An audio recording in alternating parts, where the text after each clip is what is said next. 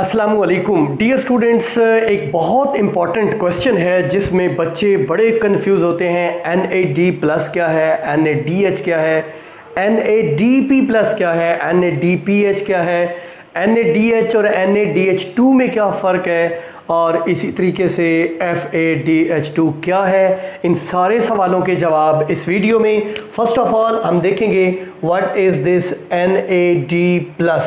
This is nicotinamide adenine dinucleotide. ये एक die nucleotide है, दो न्यूक्लियोटाइड मिलकर ये एक स्ट्रक्चर बनाते हैं जिसे NAD+ कहते हैं। इन दोनों न्यूक्लियोटाइड्स में आपको मालूम है कि एक न्यूक्लियोटाइड में 3 कंपोनेंट्स होते हैं। एक पेंटोज शुगर होती है, एक फास्फेट ग्रुप होता है और एक नाइट्रोजनस बेस होती है।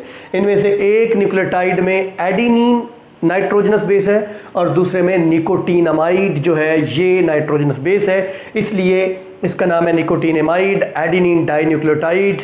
इसके ऊपर जो प्लस का साइन है उसका मतलब डेफिशिएंसी ऑफ 1 इलेक्ट्रॉन, यानी ये ऑक्सीडाइज्ड है, इसका इलेक्ट्रॉन रिमूव हुआ है। और ये है क्या चीज़, ये एक को एंजाइम है, यानी को फैक्टर की किस्म होती है को एंजाइम, जो एंजाइम्स को अपना फंक्शन परफॉर्म करने में हेल्प करता है। ये कौन से एंजाइम्स के साथ हेल्प करता है, ये ऑक्सीडेजेस और रिडक्टेजेस के साथ एक्ट करता है और उनका ये को एंजाइम है।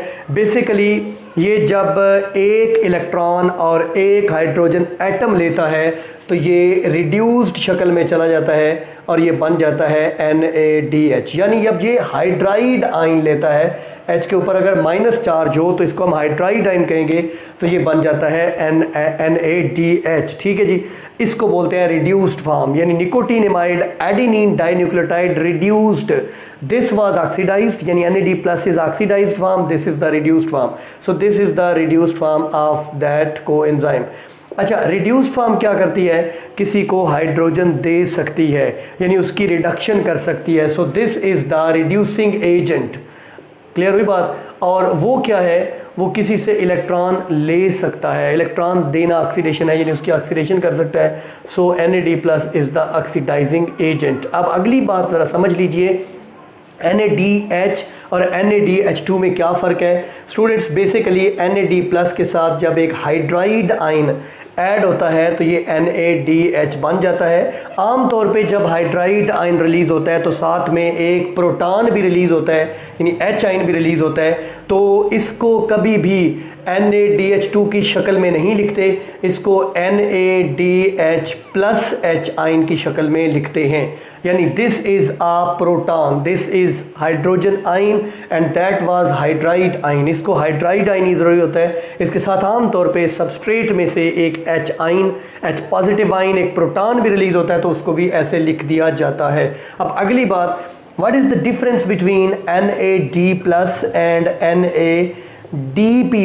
इन दोनों में क्या फ़र्क है। ये निकोटीनेमाइड एडिनिन डाइन्यूक्लियोटाइड है, ये निकोटीनेमाइड एडिनिन डाइन्यूक्लियोटाइड फास्फेट है, ये फास्फोराइलेटेड है, इसमें एक फास्फोरस भी एडेड है, ये फास्फोराइलेटेड है, इसमें एक फास्फोरस भी एडेड है, और ये फास्फोराइलेटेड नहीं है। मज़ीद ये कि ये जो है ये यूज़ होता है कैटाबोलिक रिएक्शंस के दौरान, कैटाबोलिक रिएक्शंस के दौरान, जैसा कि रेस्पायरेशन या सेलुलर रेस्पायरेशन में होता है, जैसा कि माइटोकॉन्ड्रिया में होता है।